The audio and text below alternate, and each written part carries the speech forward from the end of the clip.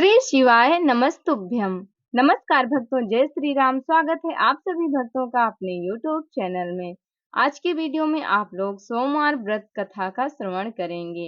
यह व्रत कथा सुनने मात्र से ही भोलेनाथ की कृपा सदैव बनी रहती है और उनका आशीर्वाद भी प्राप्त होता है। तो भोलेनाथ और माता पार्वती की कृपा पाने के लिए आप लोग सोमवार व्रत कथा का श्रवण अवश्य ही करें। तो वीडियो को बिना स्किप किए हुए पूरी कथा सुने ताकि आप लोगों को संपूर्ण लाभ मिले।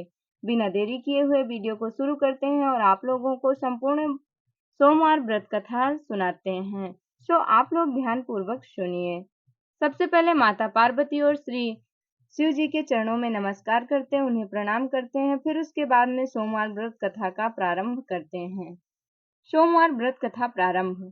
एक नगर में एक साहूकार रहता था। उसके घर में किसी चीज की कमी नहीं थी, परंतु वह पुत्र न होने के कारण बहुत दुखी था। पुत्र की कामना के लिए वह प्रत्येक सोमवार शिव जी का व्रत और पूजन किया करता था तथा सायंकाल मंदिर जाकर शिव जी के सामने दीपक जलाया करता था। उसके इस भक्ति भाव को देखकर एक समय माता पार्वती ने शिव जी से कहा, प्रभु, यह साहूकार आपका अनन्य भक्त है, बड़ी श्रद्धा से आपका व्रत और पूजन करता है। आपको इसकी मनोकामना पूर्ण करनी चाहिए। यदि आप ऐसा नहीं करेंगे तो मनुष्य आपका पूजन तथा व्रत क्यों करेंगे।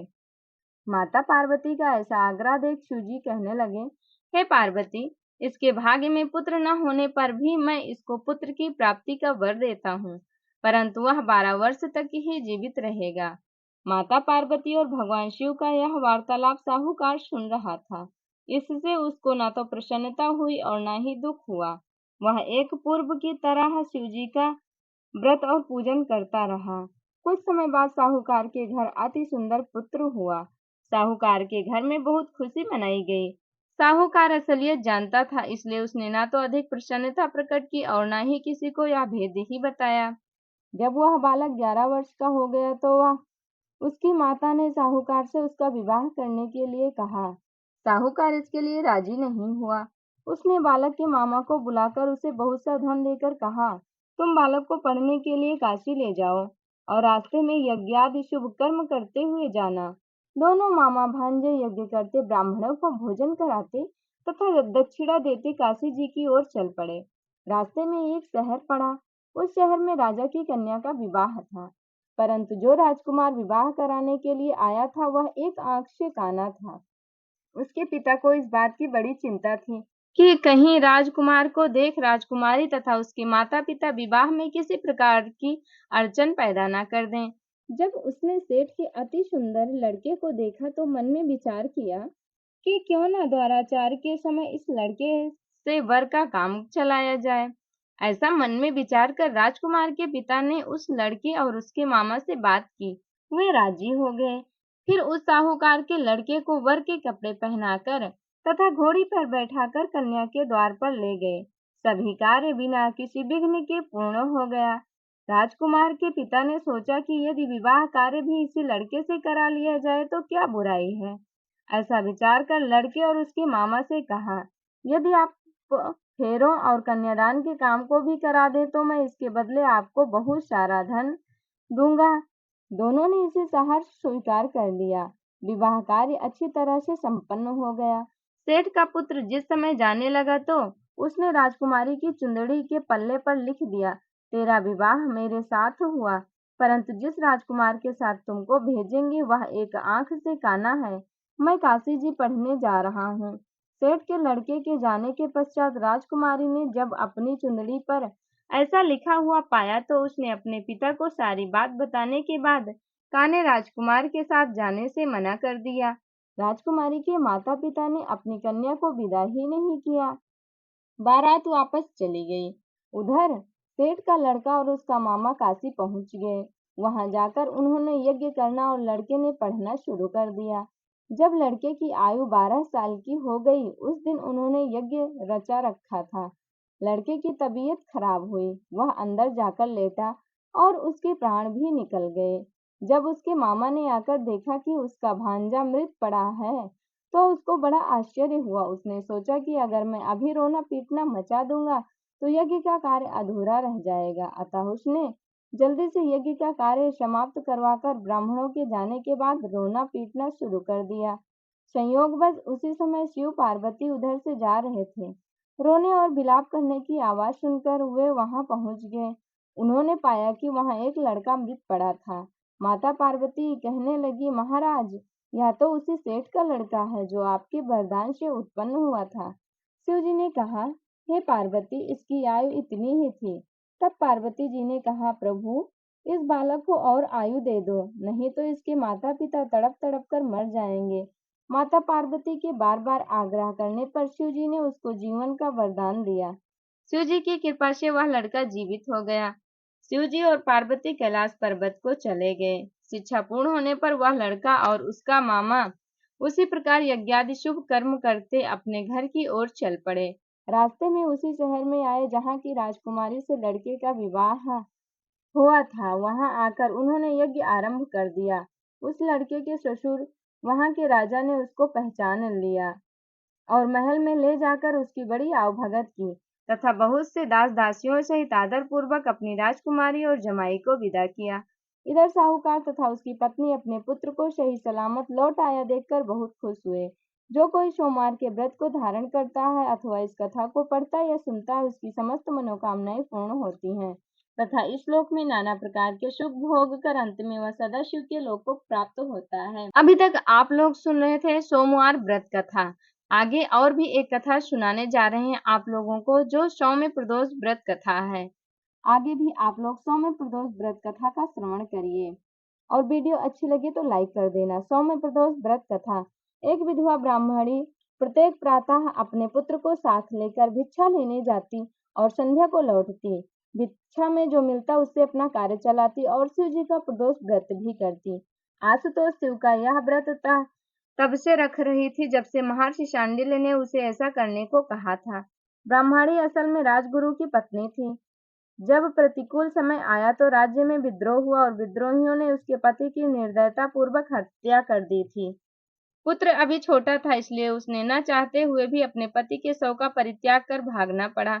अपने पुत्र को लेकर वह इधर उधर भटकने लगी और उन दिनों की प्रतीक्षा करने लगी जब उसका और उसके पुत्र का भाग्य बदलेगा। तभी एक दिन मार्ग में उसे महर्षि सांडिल्य मिले। ब्राह्मणी ने जब उन्हें अपना दुख सुनाया तो उन्होंने ब्राह्मणी को कहा, देवी, भगवान शिव की आराधना उपासना करो, उनकी कृपा से तुम्हारे बुरे दिन बदल जाएंगे। ब्राह्मणी तब से ही प्रदोष व्रत कर रही थी, शिव जी की कृपा की प्रतीक्षा कर रही थी। एक दिन जब वह भिक्षा के लिए अपने पुत्र के साथ जा रही थी तो मार्ग में उसे विदर्भ देश का राजकुमार धर्मगुप्त मिला। शत्रुओं ने उसे उसकी राजधानी से बाहर निकाल दिया था और उसके पिता को मार दिया था। वह किसी तरह अपनी जान बचाकर भाग आया था और जगह जगह मारा मारा फिर रहा था। ब्राह्मणी उसे अपने साथ ले आई और अपने पुत्र के साथ उसका पालन पोषण करने लगी। दोनों मित्रवत रहते थे। एक दिन दोनों मित्र वन में गए जहाँ राजकुमार एक गंधर्व कन्या पर मोहित हो गया। कन्या ने अपने पिता से अपना विवाह राजकुमार धर्मगुप्त से करने की इच्छा प्रकट की। उन्होंने कन्या की बात मानकर शंकर जी की आज्ञा से अपनी पुत्री का विवाह राजकुमार से कर दिया। बाद में राजकुमार ने गंधर्वराज की सेना की सहायता से विदर्भ देश पर अपना अधिकार कर लिया और ब्राह्मणी के पुत्र को अपना मंत्री बना लिया। यथार्थ में यह सब उस ब्राह्मणी के प्रदोष व्रत करने का फल था। बस उसी समय से यह प्रदोष व्रत संसार में प्रतिष्ठित हो गया। तो प्रदोष व्रत यहीं पर संपूर्ण होता है। आगे की कथा में आप लोग 16 सोमवार व्रत कथा का श्रवण करेंगे। इस कथा को सुनने से भगवान शिव जी की और माता पार्वती की कृपा दृष्टि सदैव अपने भक्तों पर बनी रहेगी। इसलिए 16 सोमवार व्रत कथा का श्रवण अवश्य ही करें। 16 सोमवार व्रत कथा। मृत्यु लोक में भ्रमण करने की इच्छा करके एक समय श्री भूतनाथ भगवान भोलेनाथ माता पार्वती के साथ मृत्यु लोक में पधारे। भ्रमण करते करते दोनों विदर्भ देशांतर्गत अमरावती नाम की अति रमणीक नगरी में पहुंचे। यह नगरी सब प्रकार के सुखों से परिपूर्ण थी। उसमें वहां के महाराज द्वारा बनवाया हुआ अति रमणीक शिव जी का मंदिर भी था। भगवान शंकर भगवती पार्वती के साथ उस मंदिर में निवास करने लगे। एक समय भगवान भोलेनाथ को प्रसन्न देख माता पार्वती ने चौसर खेलने की इच्छा व्यक्त की। शिव जी ने प्राण प्रिय की बात को मान लिया और चौसर खेलने लगे। उसी समय मंदिर का पुजारी मंदिर में पूजा करने आया। माता पार्वती ने पुजारी से प्रश्न किया, हम दोनों में से किसकी जीत होगी? वह ब्राह्मण बिना विचार किए शीघ्रता से बोल उठा कि महादेव जी की ही जीत होगी। थोड़ी देर में बाजी समाप्त हो गई और पार्वती जी की विजय हुई। पार्वती जी बहुत क्रोधित हुई और ब्राह्मण को बिना विचार किए बोलने के अपराध के कारण कोढ़ी होने का श्राप दे दिया। पुजारी कोढ़ी हो गया। पुजारी को श्राप कष्ट भोगते हुए जब बहुत दिन हो गए, तब एक दिन देवलोक की अप्सराएं शिव जी की पूजा हेतु उसी मंदिर में आई और पुजारी से उसके रोगी होने का कारण पूछा। पुजारी ने सारी बात उन्हें बता दी। उनमें से एक अप्सरा बोली, हे पुजारी, भगवान शिव तुम्हारे कष्ट को दूर कर देंगे। तुम भक्ति भाव से सब व्रतों में श्रेष्ठ षोडश सोमवार का व्रत किया करो। पुजारी ने जब व्रत की बुद्धि पूछी तो अप्सरा ने बताया, सोमवार को भक्ति के साथ व्रत करें, स्वच्छ वस्त्र पहने, संध्या व उपासना के बाद आधा सेर गेहूं का आटा लें, उसके 3 हिस्से करें और घी गुड़ दीप नैवेद्य पुंगी फल बेलपत्र जनेऊ जोड़ा अक्षत चंदन पुष्पादि के द्वारा प्रदोष काल में भगवान शंकर का विधि पूर्वक पूजन करें। तत्पश्चात 3 हिस्सों में से एक शिव जी को अर्पण करें, बाकी 2 को शिव जी का प्रसाद समझकर उपस्थित जनों में बांट दें और आप भी प्रसाद पाएं। इस विधि से 16 सोमवार व्रत करें। 17वें सोमवार को पाव सेर पवित्र गेहूं के आटे की बाटी बनावें, उसमें घी और गुड़ मिलाकर चूरमा बनावें, भगवान भोलेनाथ को भोग लगाकर उपस्थित भक्तों में बांटें। इसके बाद कुटुंब सहित प्रसाद लें। ऐसा करने से आपके सभी मनोरथ पूर्ण होंगे। ऐसा कहकर अप्सराएं स्वर्ग को चली गईं। ब्राह्मण ने यथाविधि षोडश सोमवार व्रत किया तथा भगवान शिव की कृपा से रोग मुक्त होकर आनंद पूर्वक रहने लगा। कुछ दिन बाद शिवजी और पार्वती फिर उसी मंदिर में पधारे। ब्राह्मण को निरोगी देख माता पार्वती जी ने ब्राह्मण से रोग मुक्त होने का उपाय पूछा, तो ब्राह्मण ने 16 सोमवार व्रत की कथा सुनाई। पार्वती जी अति प्रसन्न हो ब्राह्मण से व्रत की विधि पूछकर स्वयं भी व्रत करने लगी। व्रत करने के फलस्वरूप उनके रूठे पुत्र स्वामी कार्तिकेय माता के आज्ञाकारी हो गए। उन्होंने अपने हृदय परिवर्तन का भेद माता पार्वती जी से पूछा, फिर स्वयं भी मित्र मिलन की इच्छा से यह व्रत किया। उनसे मित्र ने जब आकस्मिक मिलन का भेद पूछा तो उन्होंने उन्हें भी 16 सोमवार व्रत का महात्म्य बताया। तब मित्र ने भी यह व्रत किया और भगवान शिव की कृपा से उसका विवाह एक राजकुमारी से हो गया। एक दिन राजकन्या ने पति से प्रश्न किया, हे प्राणनाथ, आपने ऐसा कौन सा भारी पुण्य किया था जिसके प्रभाव से मेरा आपसे विवाह हुआ? ब्राह्मण बोला, हे प्राणप्रिय, मैंने 16 सोमवार व्रत किया था जिसके प्रभाव से मुझे तुम जैसी गुणवती पत्नी प्राप्त हुई। व्रत की महिमा सुन राजकन्या भी पुत्र की कामना करके व्रत करने लगी। शिव जी की दया से उसके गर्भ से एक अति सुंदर सुशील धर्मात्मा और विद्वान पुत्र उत्पन्न हुआ। माता पिता दोनों उस देवपुत्र को पाकर अति प्रसन्न हुए और उसका लालन पालन भले प्रकार से करने लगे। जब पुत्र समझदार हुआ तो माता पिता को देखकर वह भी राज्याधिकार पाने की इच्छा से हर सोमवार को व्रत करने लगा। व्रत शुरू होने के बाद ऐसे संयोग बने कि पड़ोसी राजा की पुत्री के साथ उसका विवाह हो गया। वृद्ध राजा के दिवंगत हो जाने पर इसी ब्राह्मण युवक को सिंहासन पर बैठाया गया, क्योंकि दिवंगत राजा के कोई पुत्र नहीं था। राज्य का उत्तराधिकारी होकर भी वह ब्राह्मण पुत्र 16 सोमवार का व्रत करता रहा। जब 17वां सोमवार आया तो विप्रपुत्र ने अपनी प्रियतमा से पूजन सामग्री लेकर शिव पूजा के लिए शिवालय चलने को कहा, परंतु उसकी पत्नी ने उसकी आज्ञा की परवाह न की। दास दासियों द्वारा सब पूजन सामग्री शिवालय भिजवा दी, परंतु आप नहीं गए। जब राजा ने शिव जी का पूजन समाप्त किया तब आकाशवाणी हुई, हे राजा, अपनी रानी को राजमहल से निकाल दे, नहीं तो यह तेरा सर्वनाश कर देगी। आकाशवाणी सुनकर राजा के आश्चर्य का ठिकाना न रहा। न चाहते हुए भी राजा ने अपनी पत्नी को राजमहल से निकाल दिया। रानी दुखी होकर हृदय से भाग्य को कोसती हुई नगर के बाहर चली गई। वह एक ग्राम में पहुंची। वहां एक बुढ़िया सूत काटकर बेचने जाती थी। रानी की करुण दशा देखकर वह बोली, चल तू मेरा सूत बिकवा दे, मैं वृद्ध हूँ, बोझ नहीं उठाया जाता।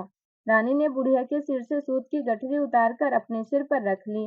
तभी तेज आंधी आई और बुढ़िया का सूत पोटली सहित उड़ गया। बुढ़िया ने भी उसे अपने घर से निकाल दिया। इसके बाद रानी एक तेली के घर गई। शिव जी के कोप के कारण तेली के सब मटके उसी क्षण चटक गए। तेली ने भी रानी को अपने घर से निकाल दिया।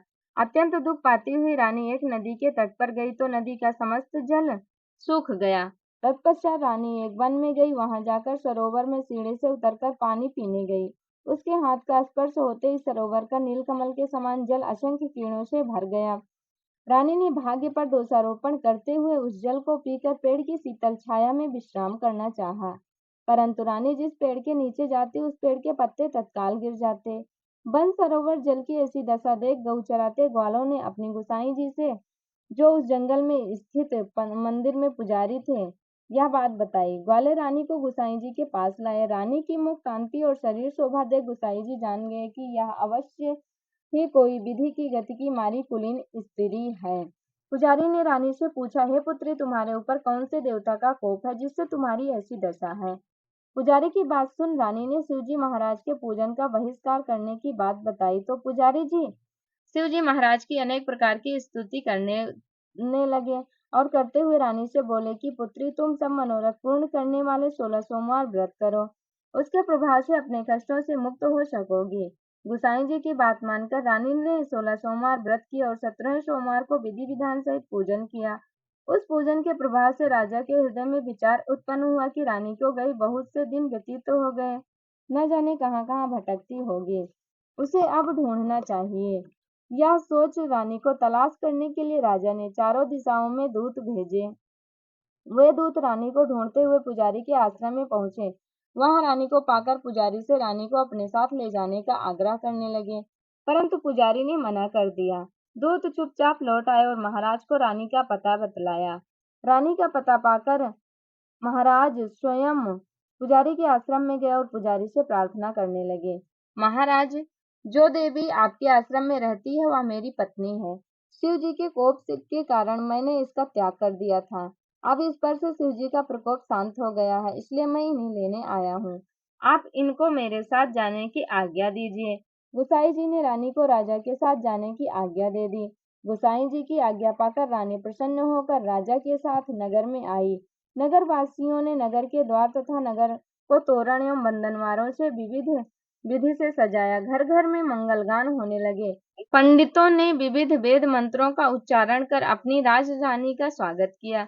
ऐसी अवस्था में रानी ने पुनः अपनी राजधानी में प्रवेश किया। महाराज ने ब्राह्मणों को अनेक तरह से दानादि देकर संतुष्ट किया। इस प्रकार शिव जी की कृपा से अनेक सुखों को भोगने के पश्चात दोनों शिवपुरी धाम को पधारे। जो मनुष्य मनसा वाचा कर्मणा यानी मन से, वचन से और कर्म से भक्ति सहित 16 सोमवार का व्रत करता है एवं पूजन करता है, पूजन करने के बाद कथा सुनता है इत्यादि विधिवत पूजन व्रत करता है, वह इस लोक में समस्त सुखों को भोग कर अंत में शिवधाम को प्राप्त होता है। यह व्रत सब मनोरथ को पूर्ण करने वाला है। इति श्री 16 सोमवार व्रत कथा समाप्त। तो 16 सोमवार व्रत की कथा यहीं पर समाप्त होती है। तो भक्तों, आप लोगों को शिव जी की 16 सोमवार व्रत कथा, प्रदोष व्रत कथा, सोमवार व्रत कथा कैसी लगी कमेंट करके जरूर बताएं और कमेंट बॉक्स में श्री शिवाय नमस्तुभ्यम ओम पार्वती पतये नमः लिखना बिल्कुल भी ना भूलें। वीडियो अच्छी लगी होगी तो लाइक कर देना। यदि आप चैनल पर नए हैं तो सब्सक्राइब कर लेना। हमारे साथ जुड़े रहने के लिए धन्यवाद। मिलेंगे अगली वीडियो में फिर किसी व्रत कथाओं के साथ, श्री रामचरितमानस से संबंधित जानकारी के साथ। तब तक के लिए हमारे साथ प्रेम से बोलिए ओम नमः शिवाय, श्री शिवाय नमस्तुभ्यम, हर हर महादेव।